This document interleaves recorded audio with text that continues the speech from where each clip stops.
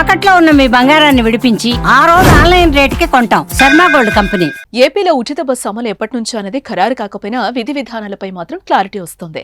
కర్ణాటక, తెలంగాణలో అమలయ్యే విధానానికి కాస్త డిఫరెంట్ గా ఏపీలో అమలు చేయాలని చంద్రబాబు సర్కార్ భావిస్తోంది. అందుకే కాస్త లేట్ అయినా లేటెస్ట్ గా అమలు చేసేందుకు కసరత్తు జోరుగా సాగుతోంది. తాజాగా శాసన మండలి వేదికగా గుమ్మడి సంధ్యారాణి ఉచిత బస్సు పథకంపై చేసిన కీలక ప్రకటనతో ఓ క్లారిటీ వచ్చినట్లయింది.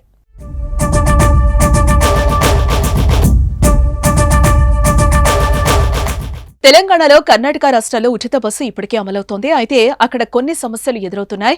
రాష్ట్రం మొత్తం ఉచితంగా ప్రయాణం చేసే అవకాశం ఉండడంతో మహిళలతో బస్సులు కిక్కిరిసి ప్రయాణిస్తున్నాయి.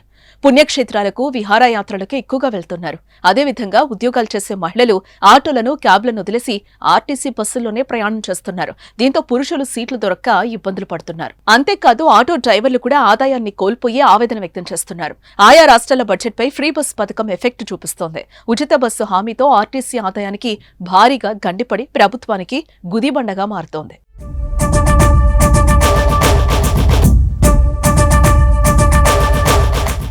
ఈ సమస్యలన్నింటినీ తెలుసుకున్న ఏపీ ప్రభుత్వం రాష్ట్రంలో ఇబ్బందులు లేకుండా పథకాన్ని అమలు చేయాలని భావిస్తోంది. అందుకే జిల్లాల వరకు ఉచిత బస్సు పరిమితం చేయాలని ఆలోచన చేస్తోంది.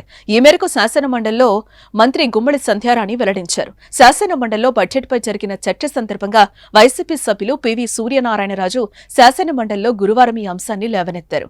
ఉచిత బస్సు పథకం ప్రవేశపెడితే అన్నవరం నుంచి తిరుపతి వెళ్లేందుకు మహిళలు ఎదురుచూస్తున్నారని అన్నారు. మంత్రి సంధ్యారాణి జోక్యం చేసుకుని ఉచిత బస్సు జిల్లాలకే పరిమితమని సమాధానం చెప్పారు.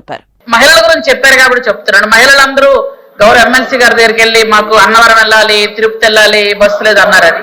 యాక్చువల్ గా అన్నవరం, తిరుపతి బస్సులు ఇస్తామని చెప్పలేదు అధ్యక్ష.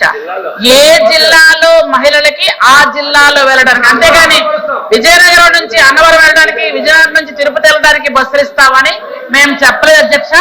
ఉచిత బస్ ప్రయాణం మహిళలకి ఉంటుంది ఖచ్చితంగా. కానీ మీరు ఇక్కడ నుంచి వేరే జిల్లాలో వెళ్ళడానికి కాదు అధ్యక్ష. అది క్లారిటీ మీకు ఇస్తాం. మంత్రి సంధ్యారాణి చేసిన ప్రకటనతో ఓ క్లారిటీ వచ్చేసింది. కేవలం జిల్లాల్లో ప్రయాణం చేసే మహిళలకు మాత్రమే ఉచితమని తెలిపోయింది.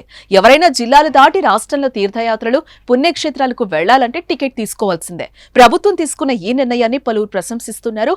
ఇది మంచి ఆలోచన అంటూ తమ అభిప్రాయాన్ని వ్యక్తం చేస్తున్నారు. రాష్ట్ర వ్యాప్తంగా ఉచిత బస్సు ఉంటే కర్ణాటక, తెలంగాణల సమస్యలు తప్పవని అంటున్నారు. ఇక ఈ పథకాన్ని వీలైనంత తొందరగా తీసుకురావాలని సర్కారు యోచిస్తోంది.